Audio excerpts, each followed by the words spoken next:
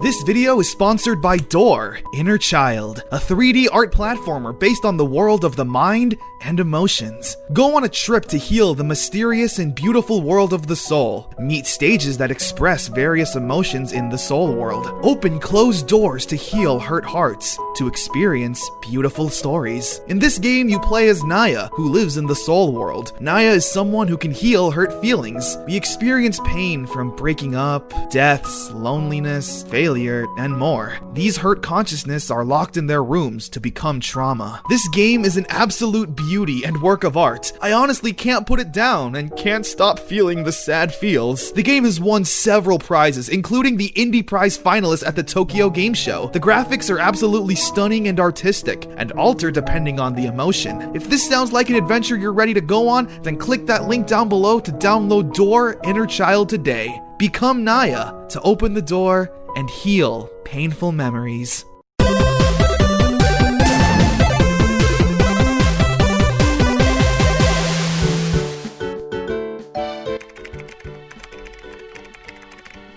I'm someone who occasionally visits the website known as eBay.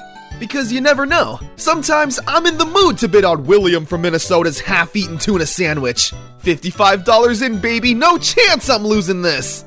I mean, yeah, I could make my own tuna sandwich, but the internet was made specifically for situations like this.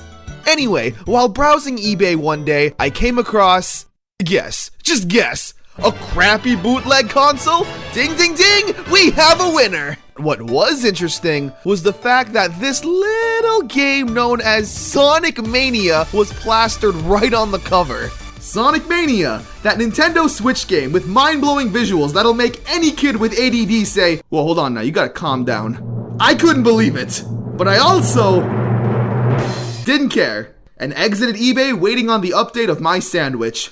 The next day I tried to check it out again out of morbid curiosity, but it was gone, vanished like a shooting star in the night sky. So I went to the one place that I know has no standards and no morals. Wish. And lo and behold, there it freaking was. I gotta get this. Let's see what the reviews gotta say. Love it. Worth the money. Good enough for me. That was quick. Hello? So, this is interesting. Yeah, this doesn't look like what I ordered. I mean, it is a weird looking console that I've never seen before, and Sonic is right there on the box, along with Mortal Kombat for some reason.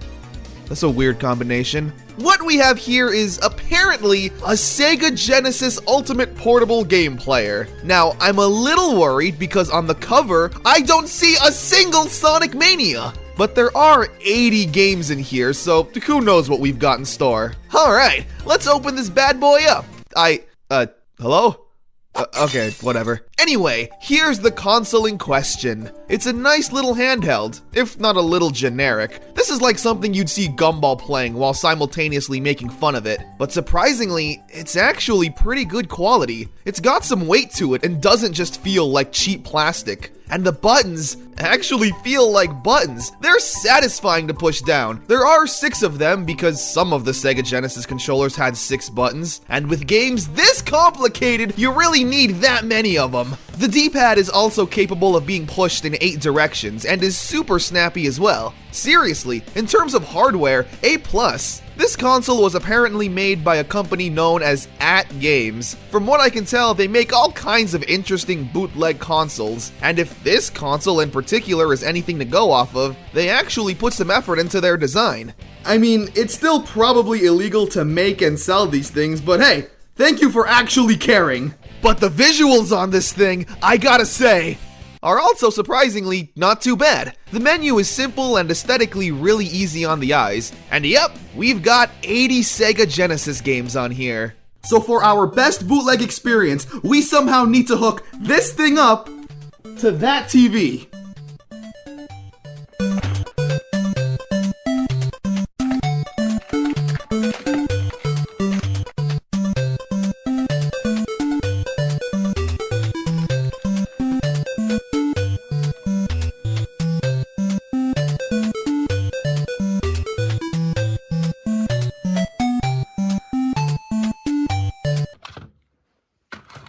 Now, so far, everything has had pretty decent quality.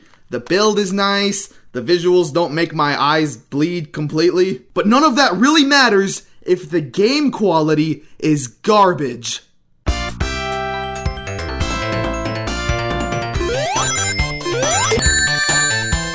Ooh, that's crispy.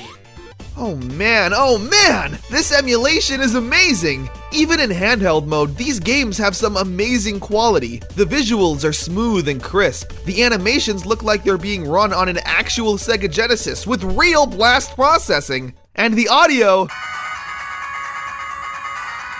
2 out of 3 ain't bad. As advertised, this thing does have a lot of preset Sega Genesis games. Everything from Sonic the Hedgehog 1 through 3, Golden Axe, and Kid Chameleon, just to name a few. But some of these games aren't ringing a bell. Like, what the heck is Spider? Yeah, it's a spider! Grab the Spider Exterminator! Yeah, you remember? Only 90s kids remember that Genesis classic Spider!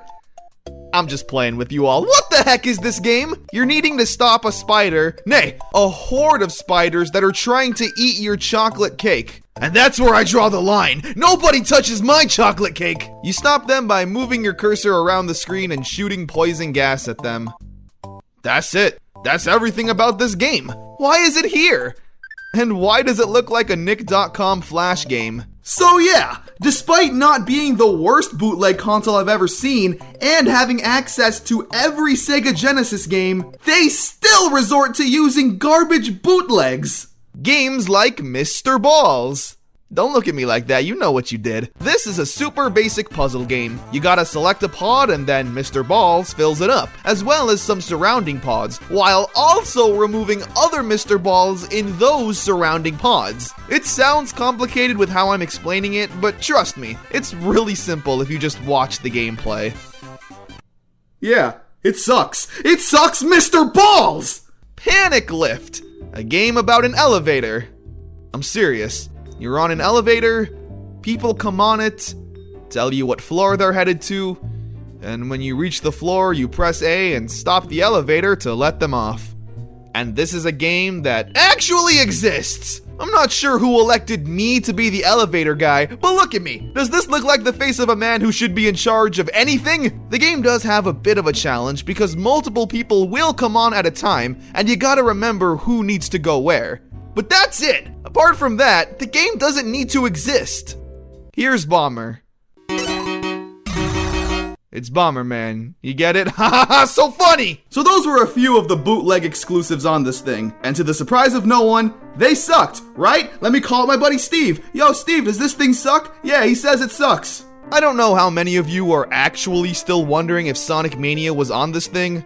But no, the answer is no, sadly.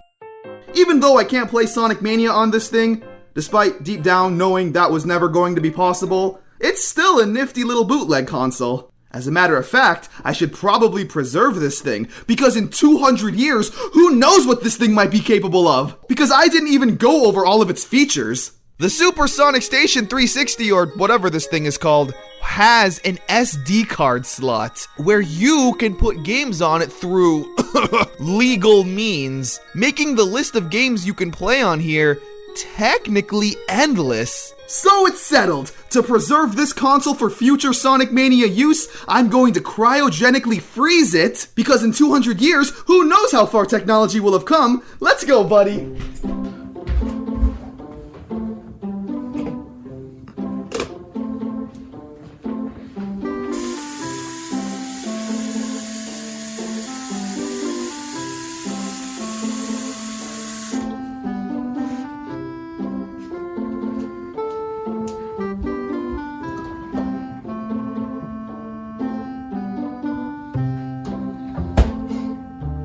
Now we wait.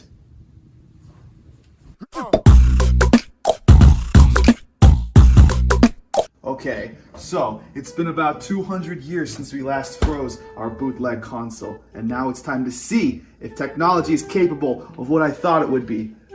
The first thing we're gonna have to do is go outside and let the natural light and sunlight unfreeze this console. Anything less will cause it to break. So, the first thing we'll have to do is carefully extract the thing. Careful. I'm done with this.